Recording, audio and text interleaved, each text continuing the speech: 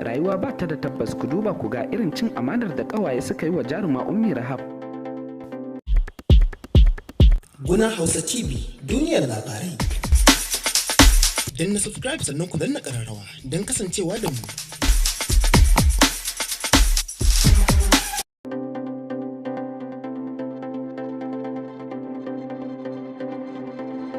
To masu kallo da sauraro, idan wannan shine farkon kasancewarku a tare da mu a cikin wannan tasha ta mai albarka, kada ku manta ku daure ku danna muna subscribe sannan a danna alamar ƙararrawa. Domin hakan shine zai ba ku damar samun ingantattun ayyukanmu a cikin wannan tasha ta mai albarka da zarar mun dora ba tare da bata lokaci ba. Ku kasance har zuwa ƙarshen wannan bidiyo, ku duba ku ga irin yanda ƙawayenta suka ɗauki wani bidiyo a tattare da ita tsakanin ita da su, amma tsabar cin amana da son su lalata mata yanda take buƙatar ta ya aure. Sun zo sun ci amanarta. Ku duba ku ga yanda suka fitar da wannan bidiyo a cikin masana'antar Kannywood, dukkanin kuma ƙawayen nata wanda suke cikin masana'antar Kannywood ne. To da yawa daga cikin mutane suna cewa shin daman ba sa buƙatar aurenta ne dalilin baba, ko kuma kawai rashin mutunci ne irin na ƙawaye, ko kuma irin hassada ce ta tsakanin al'umma, ko kuma irin wani abu ne yake faruwa tsakanin ita da su suka fitar da bidiyon nan kai, amma ba su mata adalci ba. To amma dukkan wani mai kallo da sauraro, idan ya kasance har zuwa ƙarshen wannan bidiyo ya tsaya ji abin nan tiryan ɗaya bayan ɗaya, zai ji yanda abin nan yake, yanda abin ya dosa, inda kuma wannan bayani namu ya dosa akan wannan jaruma Ummi Rahab tare da ƙawayenta na cikin masana'antar Kannywood.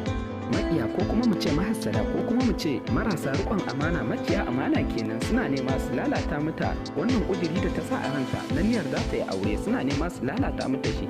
To shin hakan menene fa'idar yin hakan? Idan kuka kasance da mu har zuwa ƙarshen wannan bidiyo, za ku ji dukkanin abubuwan da ya faru a tsakaninta da ita da ƙawayenta, kuma za ku ji irin yadda ta nuna musu so da amana da ƙauna, ta ba su amana amma suka zo suka ci amanarta a wannan bidiyo. Gaskiya ba su mata adalci ba. Idan kuka kasance har zuwa ƙarshen wannan bidiyo, za ku ga irin cin amanar da ƙawayenta suka yi mata na rashin adalci, na rashin amana.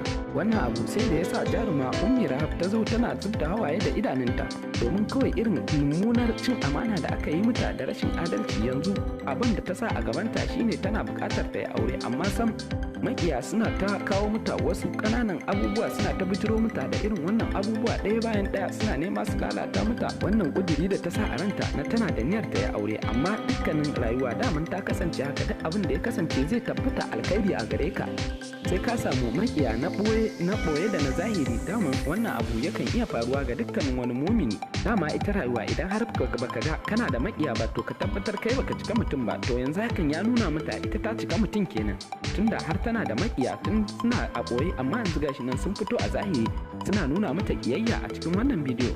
Kuma ba ma iya bidiyon nan ba, a dukkanin duniya ma sun nuna ita su kawai su makiya ne a tattare da jaruma Ummi Rahab. Kuma ta riga ta yi gaba, tunda dai yanzu na gaba na yayi gaba, na baya sai dai labari. Makiya yanzu a tattare da ita sai dai su kasance yanzu su koma fadawa a tattare da ita. Yanzu dai ita Allah ya riga ya ɗaga ta, ya tafiyar da ita. Yanzu aure ta ta sa a gabanta, kuma Allah zai dafa mata akan wannan al'amari da wannan ƙudiri da ta sa a ranta. Dama Allah shi kaɗai yakan iya kula da kiwon bawa ba bai isa ya kula da kiwon wani bawa ba. Amma yanzu a rayuwa an daina kiwon dabbobi, kawai kowa da kowa yanzu kawai kiwon na kusa da shi yake. Ai ba ma iya haka ba, dukkanin wani wanda kake rayuwa a tattare da shi, wani baka ma damu da al'amarinsa ba, amma shi ya damu da al'amarinka. Kawai burinsa ya ga ka durkusa ka yi ƙasa, kawai shine burin a rayuwar nan yanzu, irin ƙudurin da yake cikin zukatanmu al'umma.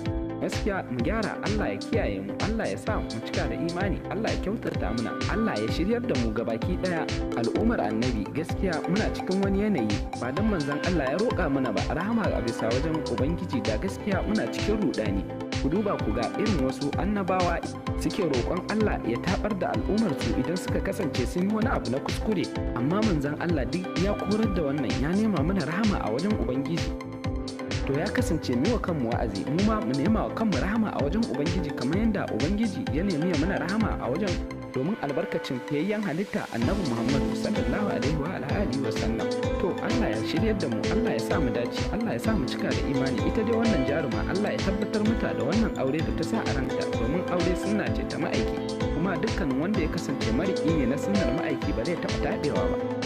hakan ya nuna ita masoyiya ce ta ma'aiki, amma tunda su hutun sun nuna su ba haka ba, Allah zai nuna musu sakayya a tattare da su da gaggawa ba tare da ɓata lokaci ba.